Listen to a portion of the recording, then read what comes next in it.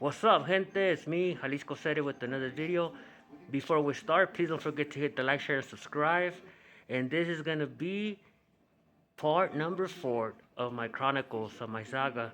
You know, Jali Chronicles, Jalisco, up in TJ. And like I was telling you guys, TJ, it's another animal, another type of animal. It's dangerous. Yeah, money, it's always moving around. There's a lot of people from different countries, different nationalities, and different beliefs. Some of them are good people, but everybody on the come up because they try to cross, and or either they got robbed trying to cross, or they wasted their money as they were trying and trying and trying to cross. So they're on the come up. It's either them or you, and we have to have that in perspective pretty much. If you think you're a gangster, I seen gangsters put to sleep and they were searching them. They were searching their pockets, for whatever they had. Gangsters, people that came from the pen back then, people that were getting deported from YA, también, you know, there was no respect for nobody. But at the same time, we were always down to help homies. We get together. We knew where each other from. We would always look out for one another, but the struggle was real. Like it was crazy. And we pretty much stay right there in Cahuila, like most of the homies. But like I done told you guys, even if you was, they had these little rates, like 4 times a day, and if you even if you was just standing there just because, and you were sober, they'll put you in the little van and they'll take you. And it didn't matter if you were in a suit, if you were G'd up or whatnot. You going in. And yeah, I experienced so many sad things, from seeing people high on drugs, from seeing people doing some messed up things that way they could use drugs, especially hyenas. And I never took part in that, but I was there when things were happening, and meaning that I was there, and whoever was about to buy drugs, they didn't have the money, and they'll go in there into the connect, and yeah, for example, they were pregnant, and in order for them to get their fix, they'll let people,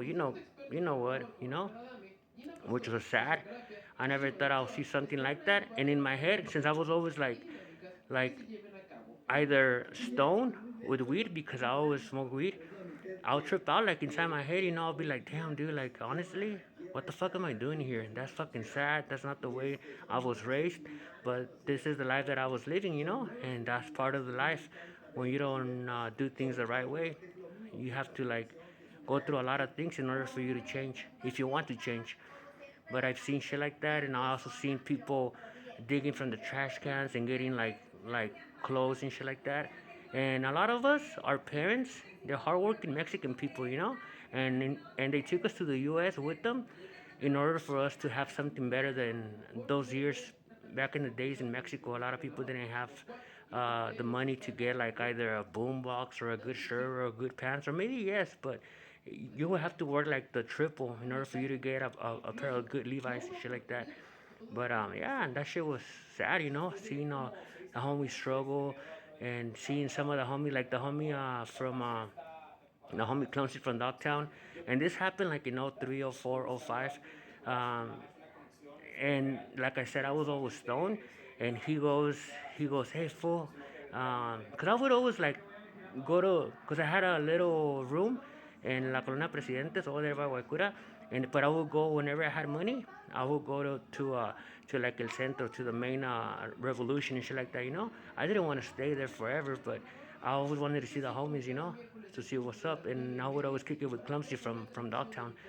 And he goes and tells me that he was in love, and that he was gonna get married, but he was gonna get married to this white girl that she was pretty much, she was those girls that you give them money,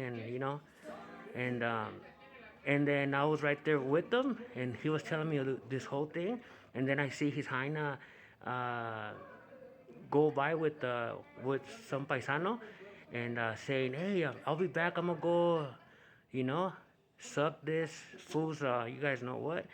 And I was like, "What the fuck, dude?" And this was telling me that he's gonna marry her, and but that fool didn't care, because he was always talked out. But since I was always like stoned with weed, but I was chill, you know. But this fool was always fucked out, clumsy. He was a good dude. But that shit tripped me the fuck out, you know.